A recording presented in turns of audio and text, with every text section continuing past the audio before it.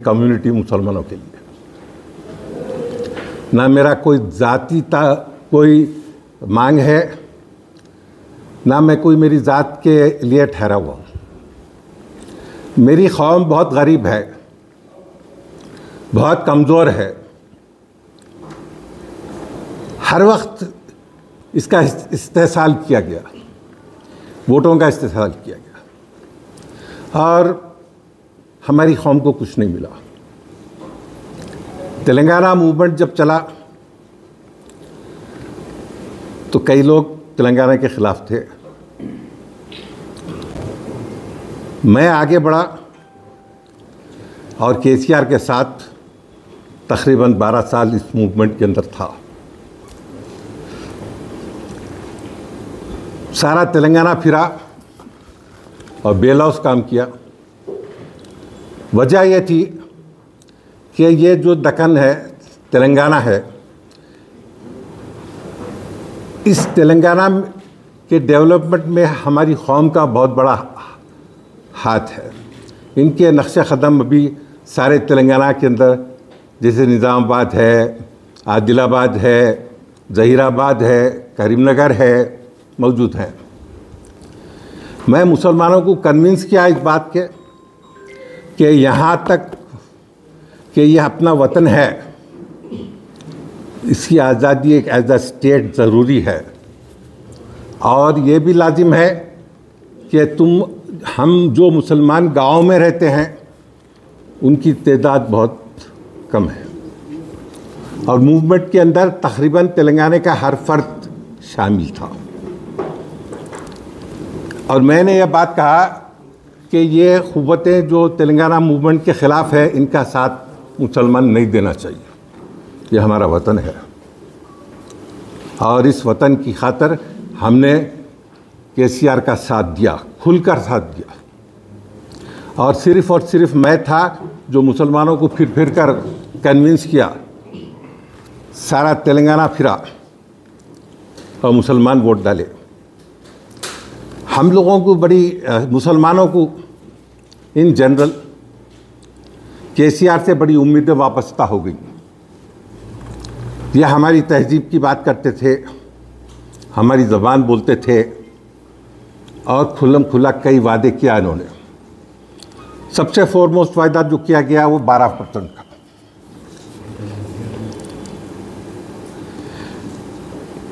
मैं इस बात को बहुत ही स्पेसिफिकली बोलना चाहता हूं कि मुसलमानों के डेवलपमेंट के लिए रिजर्वेशन इंतहाई ज़रूरी है। इसका सबूत आप देखिए कि कांग्रेस पार्टी ने 4% रिजर्वेशन दिया।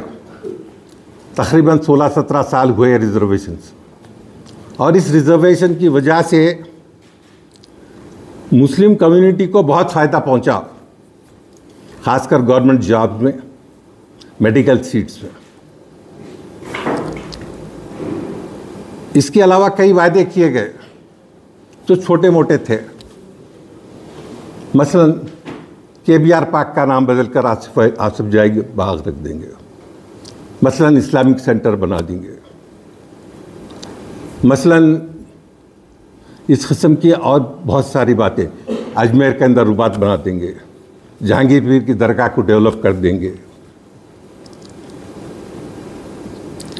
अब अफसोस की बात यह है कि इनमें से एक वादे की भी तकमील नहीं।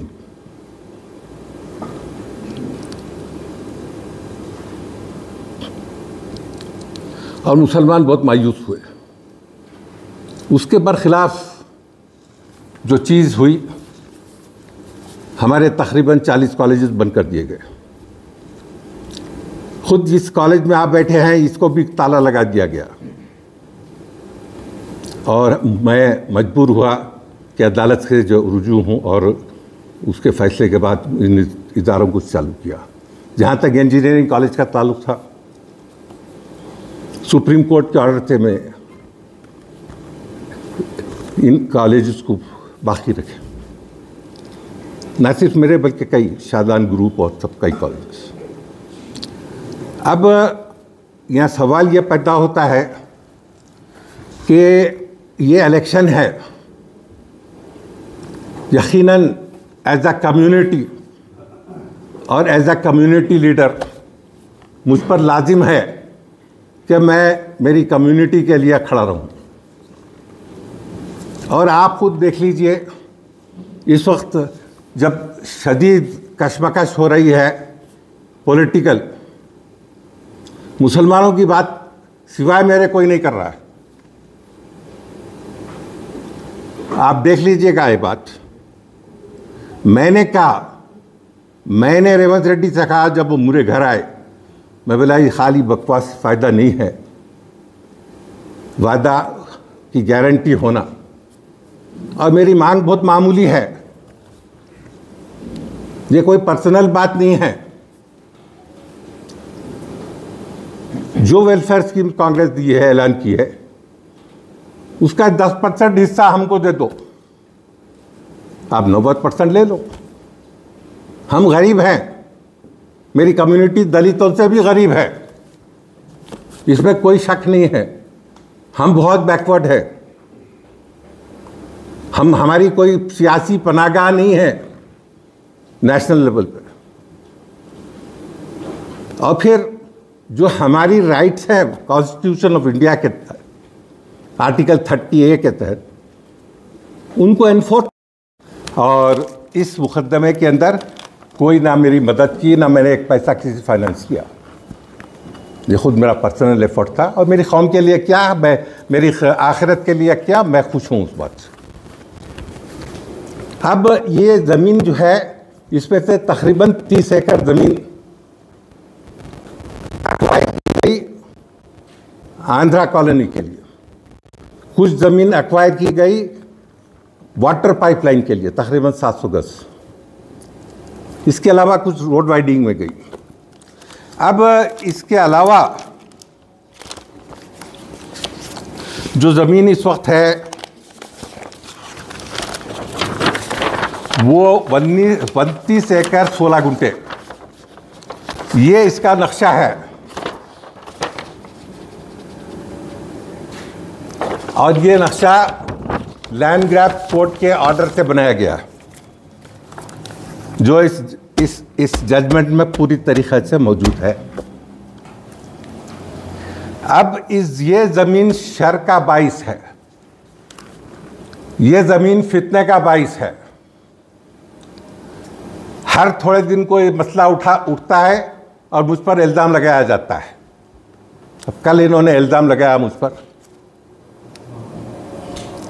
कि मुझ पर वर्निस केस है, और मैंने ज़मीन की जो है ना गदरबूद की है।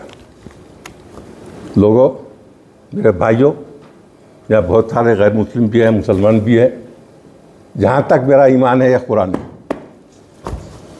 यह कुरान है, मेरा ईमान है। ये पता नहीं महमूद अली का ईमान क्या है, क्योंकि उसने जो गुफ्तगू की सैयदना उमर के बारे में, वो हमारे लिए नाकाबिल कबूल है। ये मेरा ईमान है। मैं अल्लाह को हाजिर जान के बोलता हूँ, 1 इंच ज़मीन का मैंने गदरबूद नहीं किया। ला इलाहा इल्लल्लाह मोहम्मद रसूलुल्लाह। अगर मैं किया हूँ तो अल्लाह के पास जवाबदेह है। अगर मुझ पर इल्ज़ाम लगा रहा है तो यह काजिब, यह कज़्ज़ाब, लानत है इस पर, लानतुल्लाह अल काज़िबिन, जैसा कुरान बोलता है। इसका फैसला मेरा और उसका अल्लाह के पास होगा। मैं जानता हूँ उसने क्यों किया ये बात। BRS पार्टी को इस बात का यकीन हो चुका कि मुस्लिम वोट मिलने वाला नहीं है, और मैं कहता हूँ नहीं मिलने वाला है। नहीं, मैं कहता हूँ नहीं मिलने वाला है। मेजॉरिटी वोट कांग्रेस को जाएगा, मैं कहता हूँ। बात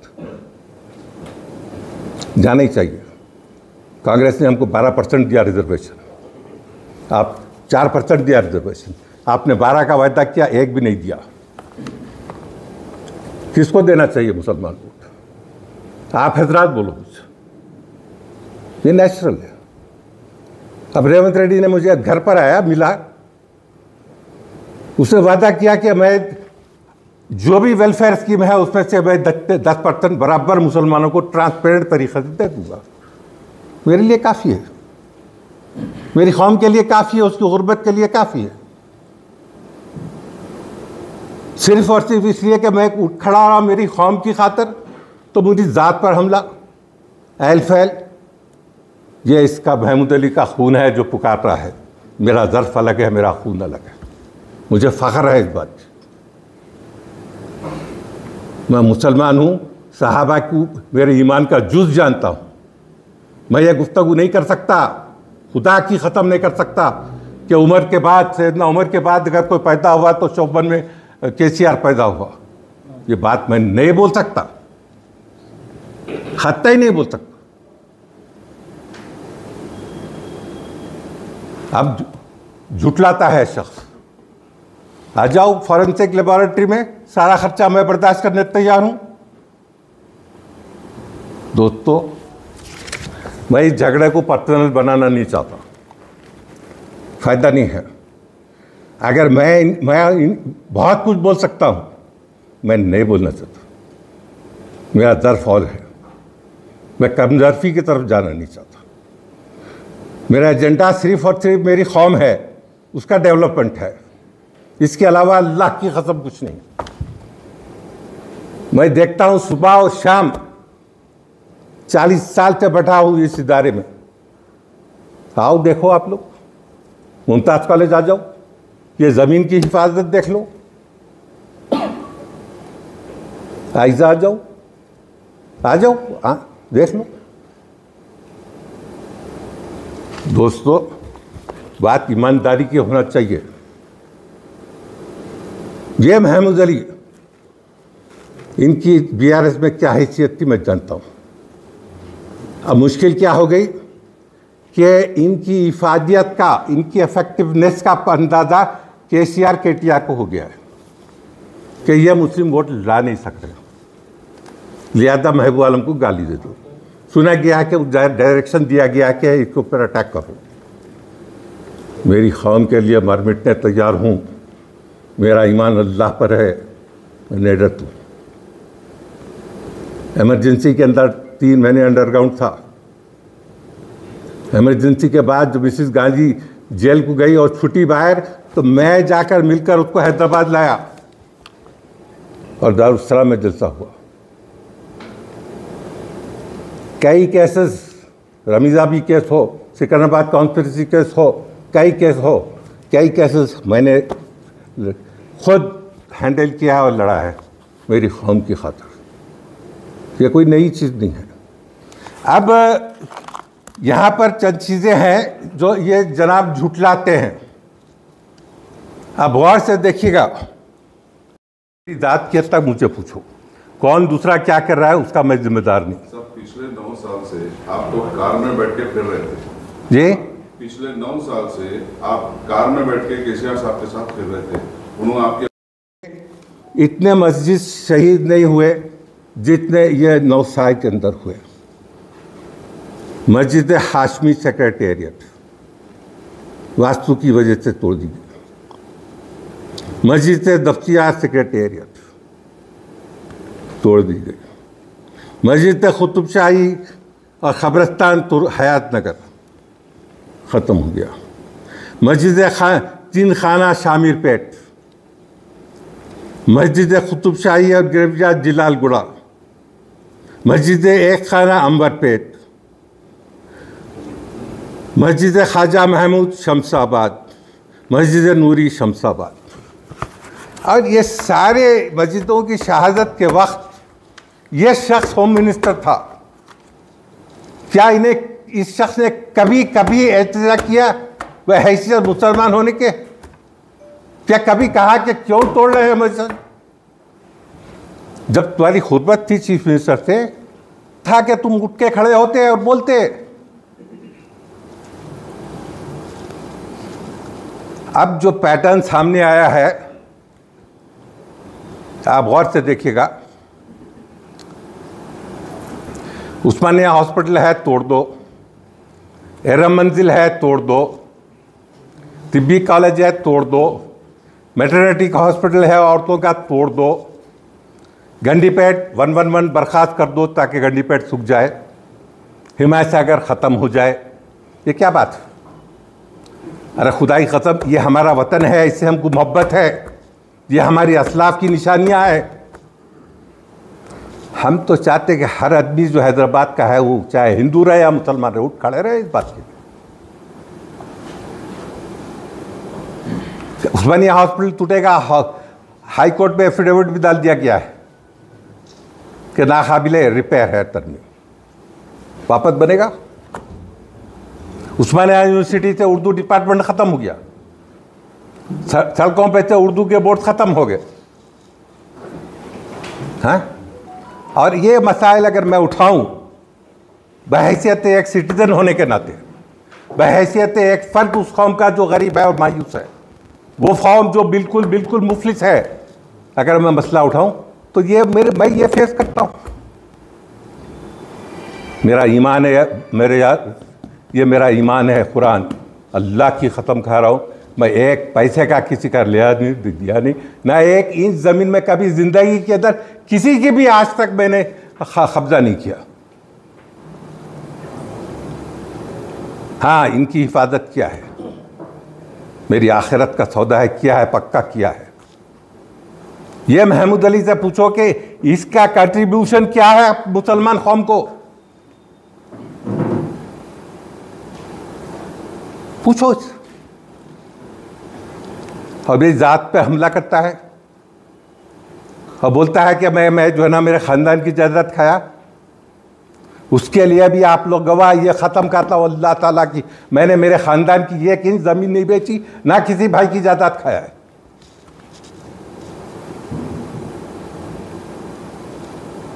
मुंतज़िर हूँ इस शख्स ने जब कहा है कि 25 तारीख को ये सब रिकॉर्ड लाएगा। आप सबसे वायदा है, यकीनन इस शख्स को मैं डिफामेशन फाइल करूँगा, छूटने का सवाल ही नहीं। और जहाँ तक मेरी कौम है, मैं फिर एक बार कहता हूँ कि क्यों डालना चाहिए उनको, उस पार्टी को जो हमारी मस्जिदों को तोड़ दे? क्यों डालना चाहिए उस पार्टी को जो जिसने वायदे किए और एक भी वायदा पूरा नहीं किया? क्यों नहीं डालना चाहिए उस पार्टी को जो जिसने हमको 4% दिया? बोलो, आप लोग इंसाफ करो, एज अ ह्यूमन बीइंग बोलो।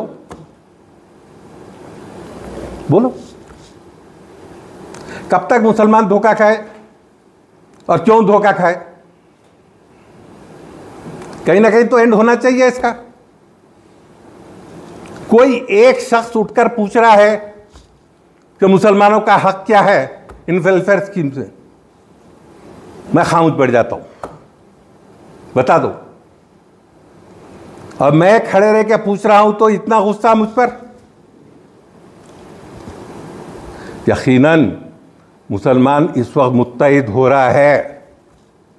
मेरी अपील है मुसलमानों से, चाहे वो तेलंगाना के किसी गांव में हो, मुत्तहिद हो जाओ और अपने हक के लिए खड़े रहो। जो पार्टी तुमको देने का वादा करती है, यकीनन उसको पावर में लो। कांग्रेस वाहिद पार्टी है जो बीजेपी के खिलाफ खड़े रहती है।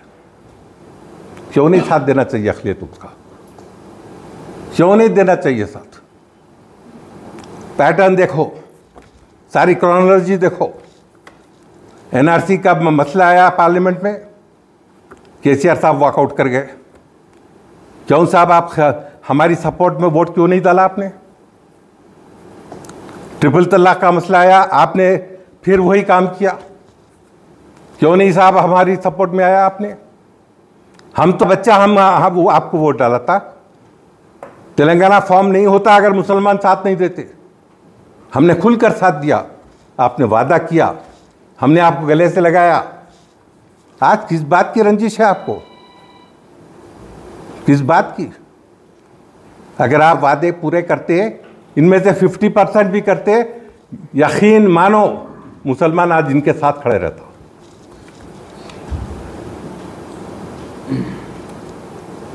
धोखा, झूठ, असेंबली पास करती है रेजोल्यूशन, भिजाया जाता है सेंटर को, जानते बूझते कि बीजेपी गवर्नमेंट देती है।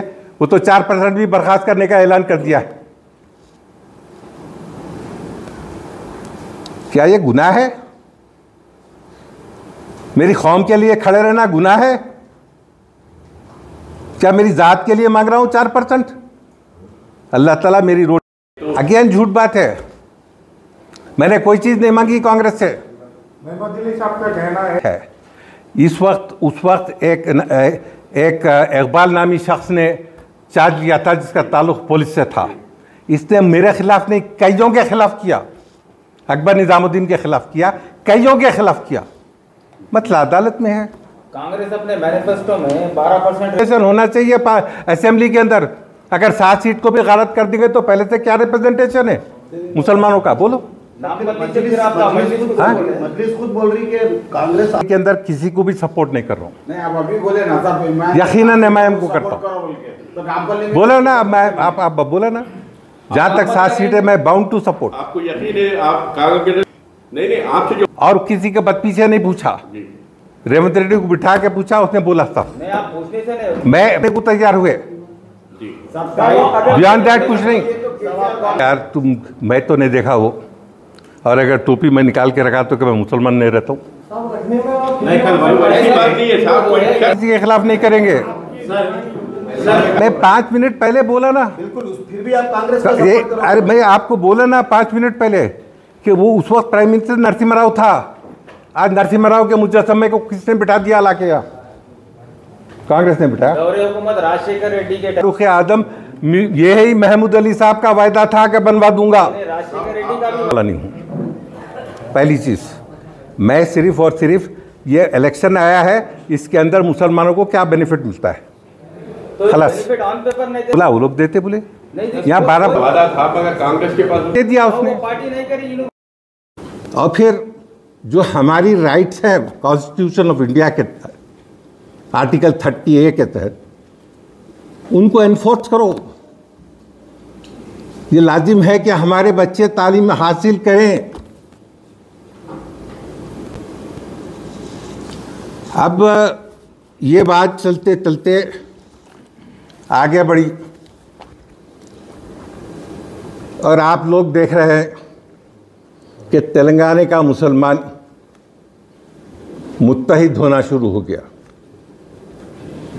और मेरा ये नारा है कि मुसलमान मुत्तहिद हो जाओ। मुसलमानों की क़ुव्वत इत्तेहाद में है, इंतशार में नहीं है। और उन क़ुव्वतों का साथ दो जो तुम्हारा साथ दे रहे हैं। हमने केसीआर का साथ दिया, मायूसी हुई। कांग्रेस चाहती है कि इस इलेक्शन के अंदर उन्होंने ऐलान किया कई वेलफेयर स्कीम्स का। हम बहैसियत एक कम्युनिटी कांग्रेस से रुझू। अगर कांग्रेस का फ़ायदा होता है वो एक अलग बात है, ज़िम्नी बात है।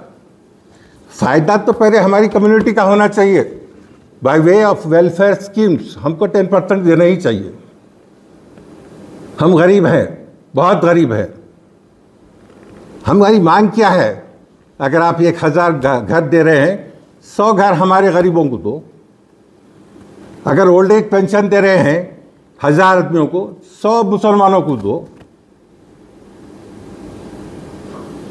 2500 रुपये आप दे रहे हैं, बेहतरीन स्कीम है।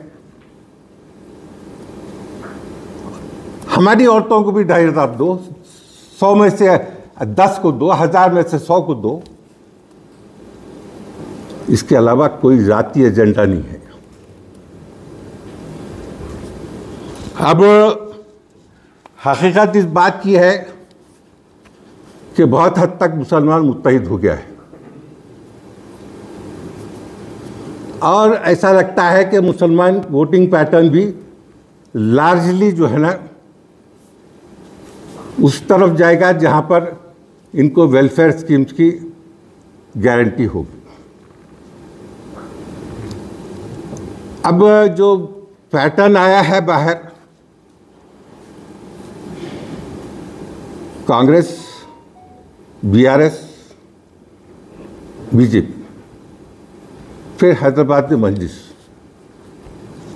जहाँ तक मजलिस का ताल्लुक है, यकीनन 7 सीटों पर हम उनकी मदद करेंगे, उन्हीं को वोट डालेंगे। हम चाहते हैं कि ज़्यादा से ज़्यादा मुसलमान रिप्रेजेंटेशन असेंबलीज में, पार्लियामेंट में हो।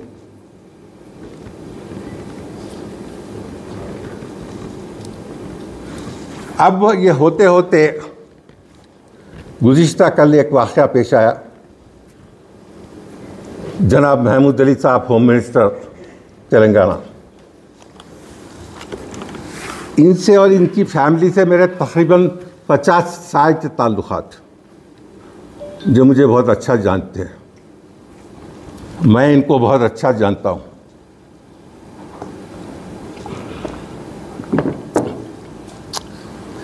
उन्होंने मेरे पर शख्सी हमला कर दिया। हालांकि सारी मुहिम, इलेक्शन की मुहिम में हमने किसी को भी शख्सी तौर पर टारगेट नहीं किया। हमने मुसलमानों के लिए खड़े रहा। मेरा जीना इस कौम के लिए है, मेरा मरना इस कौम के लिए है। मैं खुली खुली बात बोल रहा हूँ। यहाँ मेरे पास कोई और एजेंडा नहीं है, न था ना है। मैं खिदमत करता हूँ मेरी कौम की बाय एजुकेशन। इन इदारों की हिफाजत किया मैंने।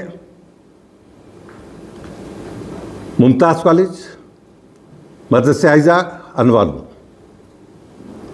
अब यहाँ पर एक जो इल्ज़ाम बार बार लगाया जाता है वो है वक्फ की जायदाद।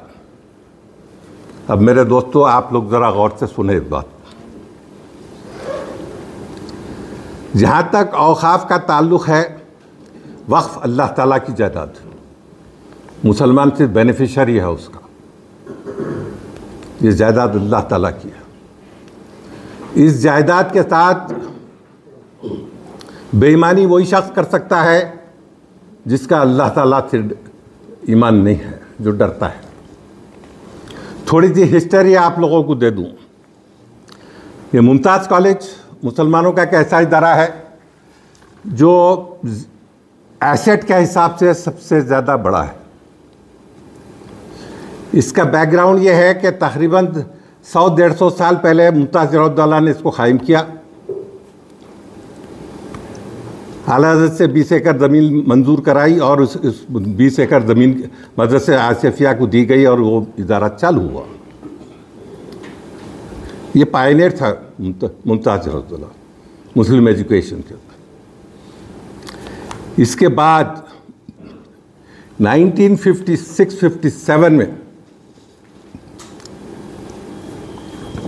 निज़ाम से 45 एकड़ ज़मीन खरीदी गई by way of registered sale deed. पहले की 20 थी।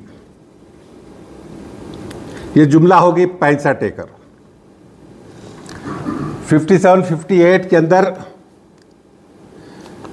गवर्नमेंट ने उसमें से पार्ट ज़मीन को एक्वायर किया और आंध्रा कॉलोनी कायम हुई।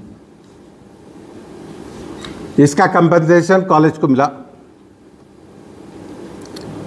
इसके बाद मुमताज़ कॉलेज एग्जिस्टेंस में आया।